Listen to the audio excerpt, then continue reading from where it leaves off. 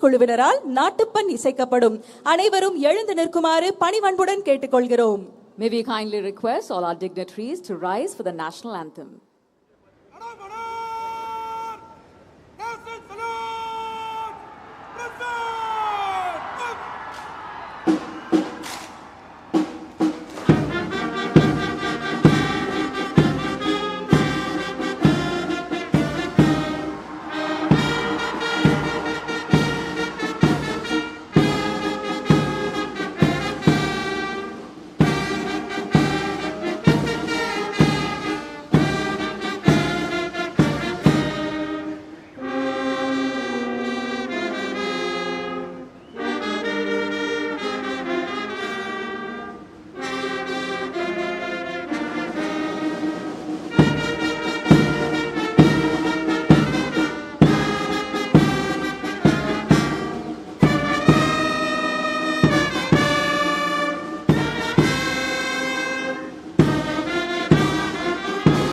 தாயின் மணிக்கொடி பாரீர், அதை தாழ்ந்து பணிந்து புகழ்ந்திட வாரீர். பாரதியாரின் இந்த பாடல் நம் தேசிய கொடியை தாயின் மணிக்கொடியாக போற்றி அதன் கீழ் நாம் அனைவரும் ஒன்றுபட்டு நிற்க வேண்டும் என்ற தேசப்பற்றையும் பெருமிதத்தையும் இத்தருணத்தில் எடுத்துரைக்கிறது. இந்த சுதந்திர தின நன்னாளில் மாண்புமிகு தமிழ்நாடு முதலமைச்சர் அவர்களை சுதந்திர தின விழா பேருரையாற்ற பணிவன்புடன் அழைக்கிறோம்.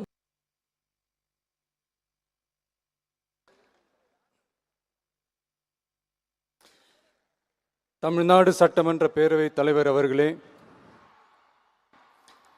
மாண்புமிகு அமைச்சர்கள், நீதியரசர்கள், எம்எல்ஏஸ், எம்பிஸ், உள்ளாட்சி பிரதிநிதிகள், தலைமை செயலாளர் உள்ளிட்ட அரசு அதிகாரிகள்,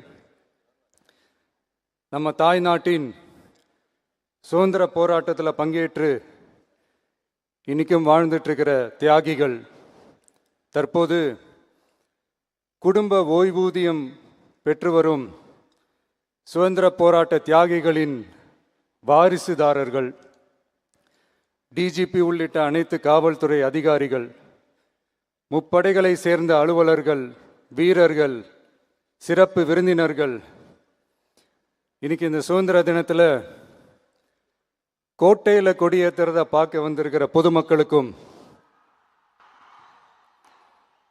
இந்த சுதந்திர தினத்தை கொண்டாடிக்கிட்டு இருக்கிற என் நெஞ்சில் குடியிருக்கும்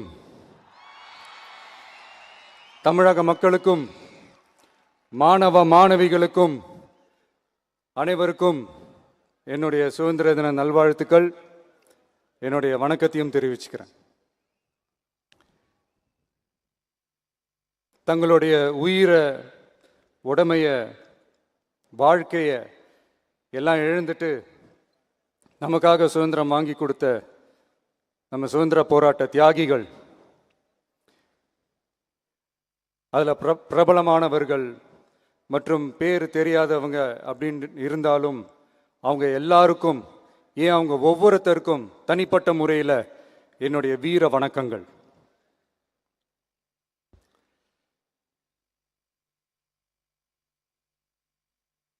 நம்மளை ஒரு அடிமை மாதிரி வச்சிருக்காங்க அப்படின்னு தெரிஞ்சிட்டாலே மக்கள் மத்தியில் ஆட்டோமேட்டிக்காக ஒரு ஒற்றுமை ஒன்று வர ஆரம்பிக்கும். எல்லாரும் ஒரே மாதிரி யோசிச்சு ஒன்று சேர ஆரம்பிப்பாங்க. அப்படி ஒன்று சேர்ற இடத்துல தான் சாதி உடையும், மதம் உடையும், மொழி, இனம் இந்த மாதிரி எல்லாமே உடஞ்சி நொறுங்கும். அப்படி உடஞ்சி நொறுங்குற இடத்துல தான் கிடைக்கிறது தான் உண்மையான சுதந்திரம். அதுதான் நம்ம மகாத்மா காந்திஜி அவர்கள் அவங்களுடைய தலைமையில் 1947 இதே இந்த ஆகஸ்ட் 15 நமக்கு அந்த சுதந்திரம் கிடைச்சிது. இன்னைக்கு நம்ம எல்லாரும் அந்த சுதந்திரத்தை கெட்டியாக பிடிச்சிக்கிட்டு படிப்படியாக டெவலப் ஆகி வந்துக்கிட்டே இருக்கிறோம். அந்த டெவலப்மெண்ட்ஸை அடுத்தடுத்த கட்டத்துக்கு கொண்டு போக வேண்டியது நம்ம எல்லாருடைய ஒரு கடமையும் கூட. இந்த நேரத்தில் நம்ம தமிழ்நாட்டை லஞ்சத்திலேருந்து, ஊழல்லேருந்து காப்பாற்றுறதும் ஒரு மிகப்பெரிய ஒரு விடுதலைக்கு சமமான ஒரு விஷயந்தான். அதை நோக்கி தான் நம்ம அரசும் செயல்பட்டுக்கிட்டு வந்துக்கிட்டு இருக்கு.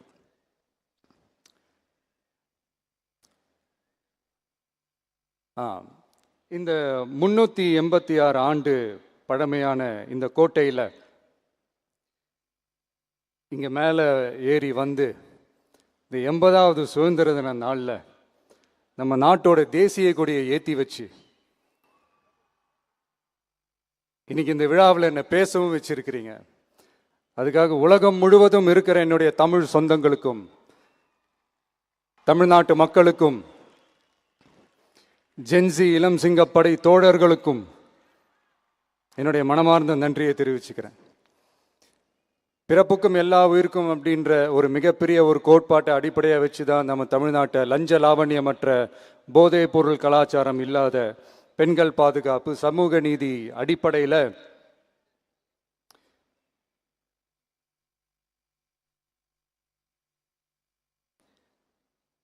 ஒரு வெளிப்படையான ஒரு உண்மையான ஒரு நேர்மையான ஒரு நிர்வாகமாக இதை நாம் செயல்பட்டுக்கிட்டு வந்துக்கிட்டு இருக்கிறோம்.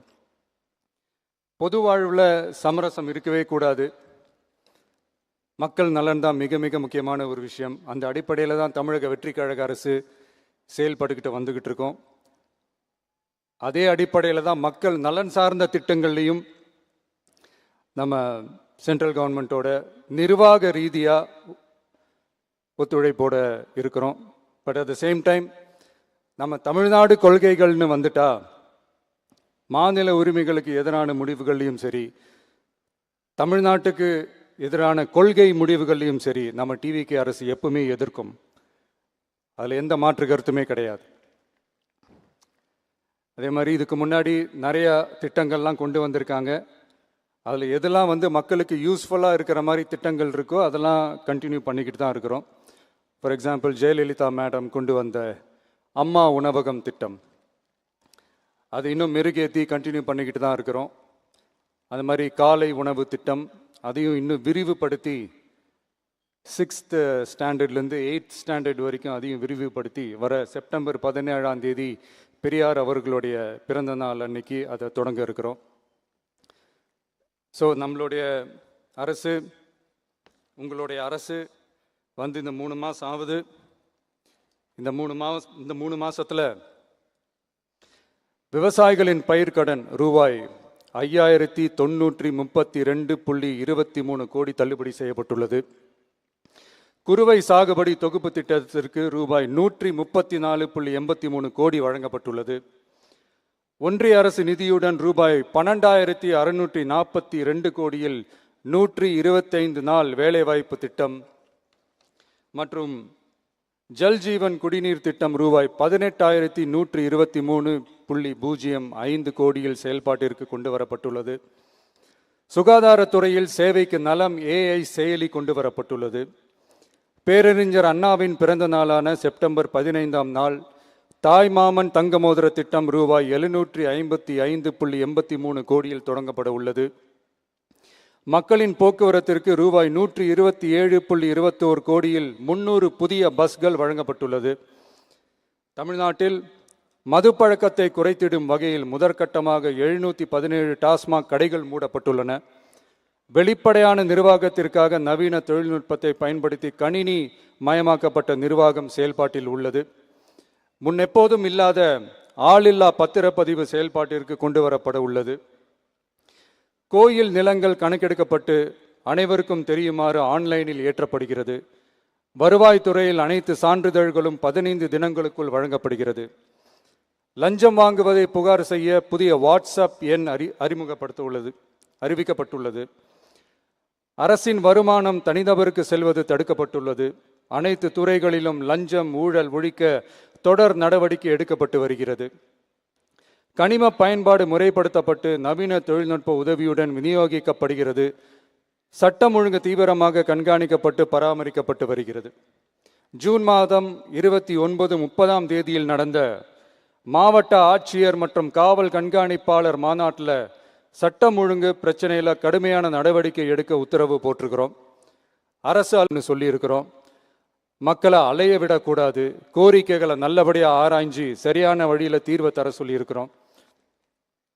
சுதந்திர போராட்ட தியாகிகள் தங்கள் உயிரை தியாகம் செஞ்சு கிடைச்ச சுதந்திரம் மிக சிலருக்கான சுதந்திரமாக மட்டும் இல்லாமல் ஒவ்வொரு இந்திய குடிமகனுக்கும் சுய மரியாதை, சம உரிமை, சம வாய்ப்பு, மற்றும் கண்ணியமான வாழ்க்கையை வழங்கும் உண்மையான மக்கள் சுதந்திரமாக இருக்கணுங்கிறதே எல்லாரோட மிகப்பெரிய எதிர்பார்ப்பாக இருக்குது. அதை நிறைவேற்றுற பொறுப்பும் நம்மளோடது தான்.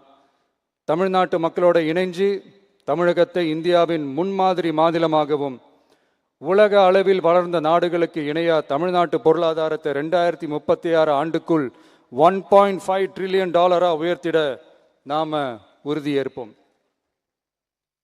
மக்களே, எல்லாரும் ஓட்டு போட்டுட்டோம். உங்க அண்ணனை, உங்க தம்பிய, உங்க பிள்ளைய எல்லாரும் ஜெயிக்க வச்சு முதலமைச்சராக ஆக்கிட்டோம். அதனால நம்ம கடமையெல்லாம் முடிஞ்சிருச்சுன்னு சொல்லி யாரும் ஒதுங்கி போயிடாதீங்க. இனிமே தான் நீங்கள் நம்மளோடவே கூடவே இருக்கணும். உறுதியாக நம்ம அரசோடவே கூட இருக்கணும். அப்போ தான் உங்களுக்காக இருக்கிற எல்லா நல்ல திட்டங்களையும் என்னால் செயல்படுத்த முடியும். 8 கோடி பேரோட அந்த பிரதிநிதி தான் முதலமைச்சர் பதவின்னு சொல்லுவாங்க. அதனால தான் சொல்கிறேன், மக்கள் தான் ஆட்சியாளர்கள். இங்கே நான் எல்லாருமே, அங்கே இருக்கிறவங்க எல்லாருமே மக்களோட சர்வன்ட்ஸ். அப்படி தான் நான் அதை பார்க்குறேன். ஸோ வாங்க எல்லாருமா சேர்ந்து நம்ம கடமையை சேர்ந்து செய்வோம்.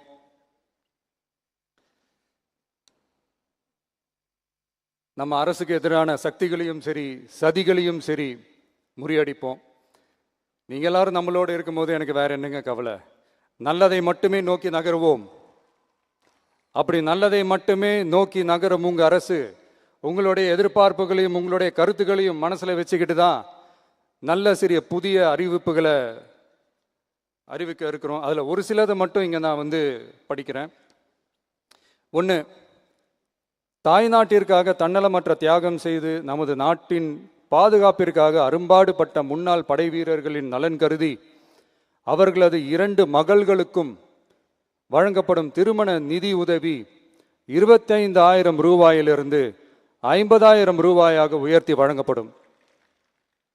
2, மாற்றுத்திறன் கொண்ட முன்னாள் படை வீரர் மற்றும் அவர்களை சார்ந்தோர்களுக்கு வழங்கப்பட்டு வந்த மாதாந்திர நிதியுதவி 5,000 ரூபாயிலிருந்து 7,000 ரூபாயாக உயர்த்தி வழங்கப்படும். 3, மாநில அரசால் விடுதலை போராட்ட வீரர்களுக்கு வழங்கப்பட்டு வரும் மாதாந்திர ஓய்வூதியம் 23,000 ரூபாயாக உயர்த்தி வழங்கப்படும். 4, மாநில அரசால் விடுதலை போராட்ட தியாகிகளின் குடும்பங்களுக்கு வழங்கப்பட்டு வரும் மாதாந்திர குடும்ப ஓய்வூதியம் 12,500 ரூபாயாக உயர்த்தி வழங்கப்படும். 5, வீரபாண்டிய கட்டபொம்மன், முத்துராமலிங்க, விஜய ரகுநாத சேதுபதி, மருது சகோதரர்கள் மற்றும் வாவு சிதம்பரனார் ஆகியோரின் வழித்தோன்றல்களுக்கு வழங்கப்பட்டு வரும் மாதாந்திர சிறப்பு ஓய்வூதியம் 11,500 ரூபாயாக உயர்த்தி வழங்கப்படும். இவற்றிற்கான அரசாணைகள் அரசால் வெளியிடப்பட்டுள்ளது. I once again extend my respectful greetings and salute the people of Tamil Nadu who has broken the caste and religious considerations, rejecting money and muscle power, and gave us an overwhelming support to establish people-centric and social justice government. We are on a mission mode to achieve corruption-free government. We want our people to develop zero tolerance towards corruption. And we appeal to the officials and the people of Tamil Nadu to make our state corruption-free. இன்னைக்கு இந்த விழாவில் பரிசு வாங்க போகிற, பாராட்டுகளை வாங்க போகிற, விருதுகளை வாங்க போகிற அனைவருக்கும் என்னுடைய வாழ்த்துக்களை தெரிவிச்சுக்கிறேன். இந்த விழாவை ரொம்ப அழகாக ஏற்பாடு செஞ்ச பொதுத்துறை செயலாளர் அவர்களோடு சேர்ந்து அலுவலர்களுக்கும், காலையிலேயே இந்த ப்ராக்டிஸ் பண்ணி சிறப்பான பரேட் நடத்திய காவல்துறை நண்பர்களுக்கும், இந்த விழாவை ரொம்ப பாதுகாப்பாக நடத்திய காவல்துறை அதிகாரிகளுக்கும், ஊடகத்துறை நண்பர்களுக்கும், சமூக ஊடகத்துறை நண்பர்களுக்கும் என்னுடைய மனமார்ந்த நன்றியை தெரிவிச்சுக்கிறேன். கான்ஃபிடென்ட்டாக இருங்க, நல்லதே நடக்கும், வெற்றி நிச்சயம். மீண்டும் சந்திக்கும் வரை நன்றி, வணக்கம்.